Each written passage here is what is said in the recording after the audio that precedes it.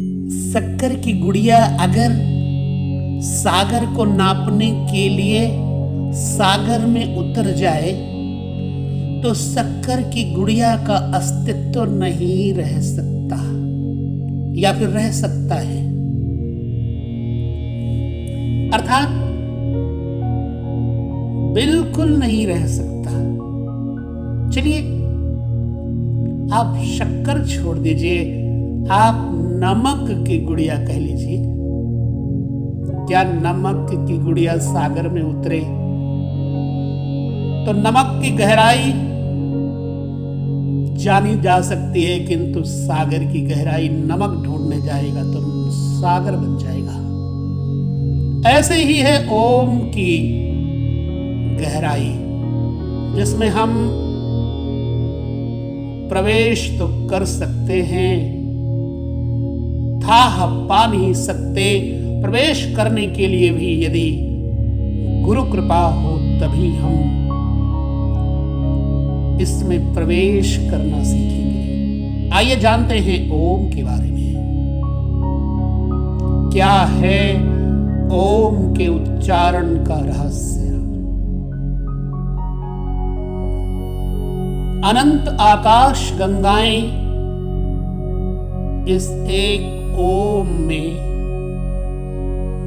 घूमती रहती हैं, जैसे आ, ओ और मां का अंत नहीं है।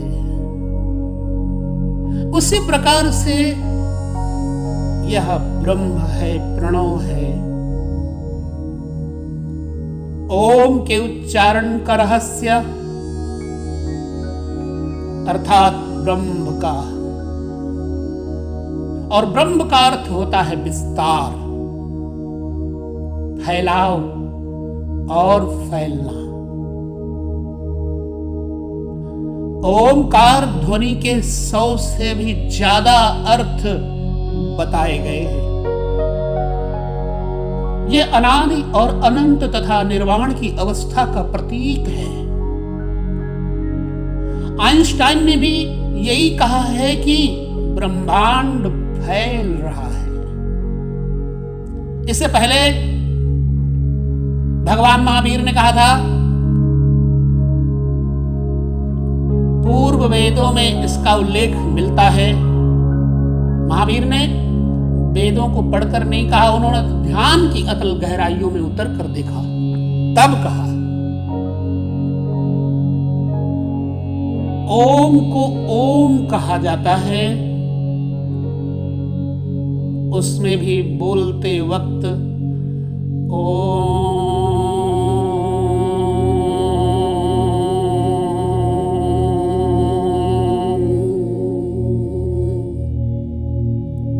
इस पर ज्यादा जोर होता है। इसे प्रणव मंत्र भी कहते हैं। इस मंत्र का प्रारंभ है, अंत नहीं है। यह ब्रह्मांड की अनाहत ध्वनि है। अनाहत अर्थात किसी भी प्रकार की टकराहट या दो चीजों या हाथों के संयोग के उत्पन्न, हाथों के द्वारा अथवा किसी भी टकराव से उत्पन्न ध्वनि को आहत कह सकते हैं, लेकिन यहां पर अनाहत कहा गया है। बिना टकराए निरंतर यह ध्वनि गुंजारित होती रहती है। इसे अनाहत भी कहते हैं। संपूर्ण ब्रह्मांड में यह अनवरत जारी है। ओम के उच्चारण का रहस्य बहुत कठिन है। तपस्वियों और ध्यानियों ने जब गहरी अवस्था में, ध्यान की गहरी अवस्था में जाकर के सुना कि कोई एक ऐसी आवाज है जो लगातार सुनाई देती है और शरीर के भीतर और बाहर भी हर जगह वही आवाज निरंतर, वही ध्वनि निरंतर, लगातार। और उसे सुनते रहने से मन और आत्मा शांत, आत्मा की गहराई में जाकर के अनंत की गोद में जाकर के परम शांति का अनुभव करते हैं। साधारण मनुष्य उस ध्वनि को सुन नहीं सकता, लेकिन जो भी ओम का उच्चारण करता रहता है उसके आसपास एक सकारात्मक ऊर्जा का विकास होने लगता है। फिर भी उस ध्वनि को सुनने के लिए तो पूर्णतः मौन और ध्यान में होना जरूरी है। जो भी उस ध्वनि को सुनने लगता है वह परमात्मा से सीधा जुड़ने लगता है। यह कृष्ण की मधुर मुरली का निनाद है जो निरंतर प्रतिध्वनित होता रहता है। श्री कृष्ण की बंसरी और कबीर के अनाहत ध्वनि का रहस्य यही है। ओम, इस नाम में हिंदू, मुस्लिम या ईसाई जैसी कोई बात नहीं है। यह सोचना कि ओम किसी एक धर्म की निशानी है तो गलत होगा। उल्टा ये तो तब से चला आया है जब कोई अलग धर्म ही नहीं था। नानक साहब ने कहा, ओम आद सच जुगाद सच, है भी सच नानक होसी भी सच। पहले भी सच था, अनंत युगों से सत्य था, उससे पहले भी सत्य था। जुग से नहीं, जुगाद से सत्य था। आज भी सत्य है और आने वाले युगों में भी यही सत्य है।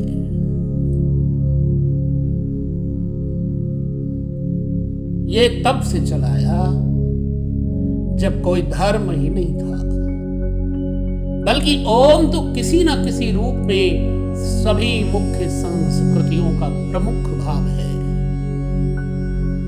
अगर कोई अंग्रेज बोलता है किसी भी शब्द को तो सबसे पहले कहीं न कहीं अकार उकार की मात्रा निकलती है। अंग्रेजी में बोलते ओ गॉड, यानी ओ आ गया। ये तो अच्छाई, शक्ति, ईश्वर, भक्ति और आदर का प्रतीक है। ओम सभी धर्मों में ही माना जाता है। उदाहरण के लिए, अगर हिंदू अपने सब मंत्रों और भजनों में इसको शामिल करते हैं तो ईसाई और यहूदी भी इसके जैसे ही एक शब्द आमीन का प्रयोग, यानी धार्मिक सहमति दिखाने के लिए करते हैं। मुस्लिम इसको आमीन कहते हैं, यहूदी और ईसाई आमीन। बौद्ध से ओम, मणिपद में हूं कहकर प्रयोग करते हैं। सिख मत भी एक ओंकार अर्थात एक ओम के गुण गाते हैं। ओम सभी धर्मों में है। अंग्रेजी का शब्द एक है ओमनी, जिसके अर्थ अनंत और कभी खत्म न होने वाले तत्वों पर लगाए जाते हैं, जैसे ओमनी प्रेजेंट, ओमनी पोटेंट भी वास्तव में इस ओम शब्द से ही बना है। इतने से यह सिद्ध है कि ओम किसी मत, मजहब या संप्रदाय से न होकर पूरी इंसानियत का। ठीक उसी तरह जैसे कि हवा, पानी, सूर्य, वेद, ईश्वर आदि सब पूरी इंसानियत के लिए है, न कि केवल किसी एक संप्रदाय के लिए है। यह त्रिदेव और त्रैलोक्य का प्रतीक है। ओम शब्द 3 ध्वनियों से बना हुआ है, आ, ओ और मा। इन तीनों ध्वनियों का अर्थ उपनिषद में भी आता है। यह ब्रह्मा, विष्णु और महेश का प्रतीक भी है और यह भूलोक, भुवलोक और स्वर्गलोक का प्रतीक है। बीमारी में ओम का प्रभाव बड़ा दिव्य है। तंत्र योग में एकाक्षर मंत्रों का भी विशेष महत्व है। देवनागरी लिपि के प्रत्येक शब्द में अनुस्वार लगाकर उन्हें मंत्र का स्वरूप दिया गया है। उदाहरण के लिए मैं बताता हूं, जैसे कम, खंग, गम, घम आदि। इसी तरह श्रीम, क्लीम, भीम, हूम, फट आदि भी एकाक्षरी मंत्रों में गिने जाते हैं। सभी मंत्रों का उच्चारण जीभ, होंठ, तालु, दांत, कंठ और फेफड़ों से निकलने वाली वायु के सम्मिलित प्रभाव से संभव होता है। उससे निकलने वाली ध्वनि शरीर के सभी चक्रों और हार्मोन स्त्राव करने वाली ग्रंथियों से टकराती है। इन ग्रंथियों के स्त्राव को नियंत्रित करके बीमारियों को दूर भगाया जा सकता है इस ओम के द्वारा। विधि क्या है? प्रातः उठकर पवित्र होकर ओमकार ध्वनि का उच्चारण करें।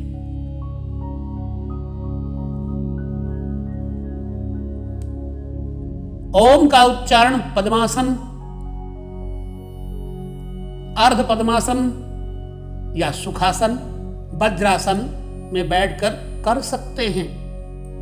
इसका उच्चारण 5, 7, 10, 21 बार अपने समयानुसार कर सकते हैं। ओम जोर से बोल सकते हैं, धीरे धीरे बोल सकते हैं। ओम जप माला से भी कर सकते हैं। क्या है इसका लाभ? यह बताना भी कठिन है साहब। इससे शरीर और मन को एकाग्र करने में मदद मिलेगी। दिल की धड़कन और रक्त संचार व्यवस्थित होगा। इससे मानसिक बीमारियां दूर होती हैं, काम करने की शक्ति बढ़ जाती है। इसका उच्चारण करने वाला और इसे सुनने वाला दोनों ही लाभान्वित होते हैं। इसके उच्चारण में पवित्रता का ध्यान रखा जाता है। शरीर के अंदर आवेगों का उतार चढ़ाव कैसा होता है? प्रिय या अप्रिय शब्दों की ध्वनि से श्रोता और वक्ता दोनों हर्ष, विषाद, क्रोध, घृणा, भय तथा कामेच्छा के आवेगों को महसूस करते हैं, है ना? अप्रिय शब्दों से निकलने वाली ध्वनि से मस्तिष्क में क्रोध उत्पन्न होता है और वही शब्द काम वेग पैदा करता है, मोह पैदा करता है। बच्चे ने कहा पापा पापा पापा, मोह पैदा करता है। और एक शब्द होता है डरावना, अर्थात भय भी पैदा करता है। कभी कभी तो दिल की धड़कन तक बढ़ जाती है शब्दों से, जिसके कारण रक्त में टॉक्सिक पदार्थ पैदा होने लगते हैं। इसी तरह प्रिय और मंगलमय शब्दों की ध्वनि मस्तिष्क और हृदय रक्त पर अमृत की तरह आह्लादकारी रसायन की वर्षा करती है। कैसे करें, क्या करें? ओम प्रातःकाल उठकर ओमकार ध्वनि का उच्चारण करें। इससे शरीर और मन को एकाग्र करने में मदद मिलेगी। दिल की धड़कन और रक्त संचार व्यवस्थित होगा। ओम नमो। ओम के साथ नमो शब्द के जुड़ने से मन और मस्तिष्क में नम्रता के भाव पैदा होते हैं। इससे सकारात्मक ऊर्जा तेजी से प्रवाहित होती है। निद्रा में, गाढ़ निद्रा में जाने के लिए यदि आप ओम का जाप करते हैं मन ही मन, तो स्वप्न अच्छे हो जाते हैं, बुरे स्वप्न नष्ट हो जाते हैं